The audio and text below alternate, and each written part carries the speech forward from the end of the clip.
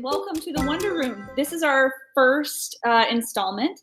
So the Wonder Room is a cabinet of curiosities of people from across the country who do a multitude of things, telling us about an object of wonder, so something that fascinates them. And up first, we have Kelly Mariansky, who is class of 2010 and a former Denison Museum intern. Hello. Hi. This is so very cool. I could talk about so many different items. I'm just going to jump into it right now. Go for it. Okay.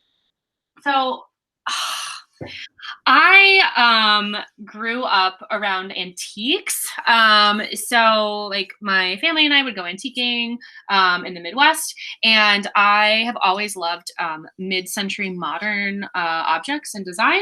And also I love mermaids. So my object is this ceramic and gold detailed, this is, I guess, a dish of a mermaid from Hager Potteries. If you're not familiar with Hager, I'm gonna put this down. Hager Potteries is actually from East Dundee, which is a suburb out far away from Chicago. This dish is from the 1950s, but I'm going to tell you a little bit about its interesting connection to the building of the city of Chicago.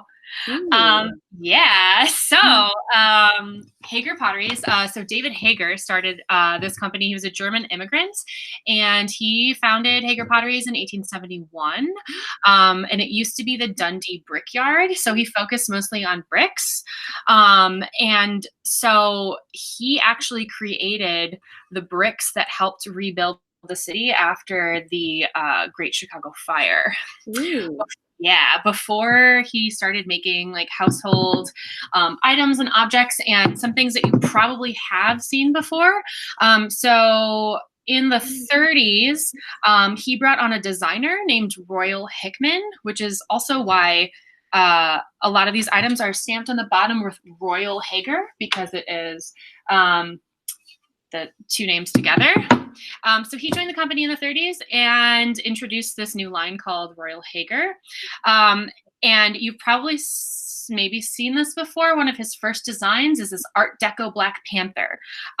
So it's kind of kitschy now, but back in the 30s and 40s, this like sleek Black Panther that was made in different sizes was super collectible. I think it was made in 3 sizes. Then in the 50s, we went from like less Art Deco to more kind of mid-century modern. They brought in another designer named Eric Olson, and in the 50s, he created this bull statue, basically, this bull that was also very popular. So they kind of went from like pre-1900s, building the city of Chicago, into Art Deco, into mid-century modern, and then in the 80s, they went more into bakeware and like those like typical smooth vases that you see in like Golden Girls. Have you ever seen like their house is very the colors of Hager in the 80s. Anyway, so this company, they closed in 2017, so really recently. And right before they closed, I actually went to the Hager Potteries, and inside they have a museum. And I bought a piece that I'm not talking about, but it's just like a tall, skinny vase because I wanted something from the original pottery place because it is so historic. But this one specifically, I found on, I think, like OfferUp or Let Go. One of those, somebody like was having an estate sale, and I've always wanted this one. There's a planter version too. They're kind of kitschy, but also like really, really beautiful.